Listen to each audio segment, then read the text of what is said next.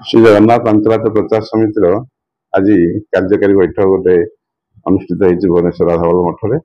तेणु ए बहुत गुरुत्वपूर्ण विषय आलोचना होता।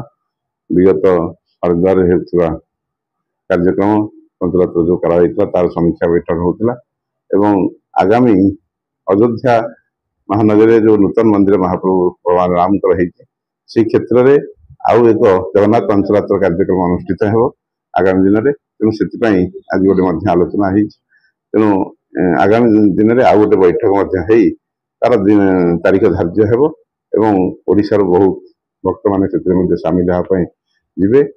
अयोध्या भगवान जगन्नाथ स्कंद पुराण आधारित प्रथम थर पर एक अनुष्ठित हो। तेणु यह निश्चित भाव में एक संजोग। तेणु भगवान राम को दरबार में जगन्नाथ कथा तेणु आम निश्चित भाव समस्त भक्त मान अनुरोध करवा आगामी दिन होगा कार्यक्रम में समस्त सामिल हूँ।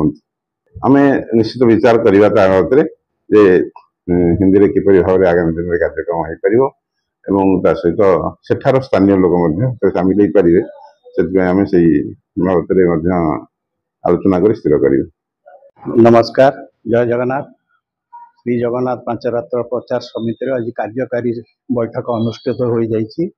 सभापति महंत रामकृष्ण दास महाराज अध्यक्षतार प्रभाकर मल्लिक संपादक, उपसभापति वैकुंठ महापात्र, युग्म संपादक निरंजन दास और अन्य सदस्य माने समस्ते जोग देइथिले।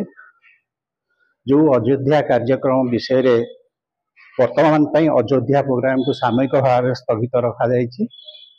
आमर पूर्वर हरिद्वार ट्रिप जहाँ जहाँ होइतिला जहाँ सुविधा असुविधा कार्यक्रम आलोचना रे पड़ीतिला। आलोचना हेकरी जो डेट नवेम्बर 17 रे हबार थिला ताको सामयिक भाव स्थगित रखा जाइछि। तेणु आगामी दिन में पुणी थे आम अयोध्यार जो यात्रार डेट आम जनइबू। आपण मैंने अयोध्या पांचरात्र ग्रुप तरफ जी। धन्यवाद।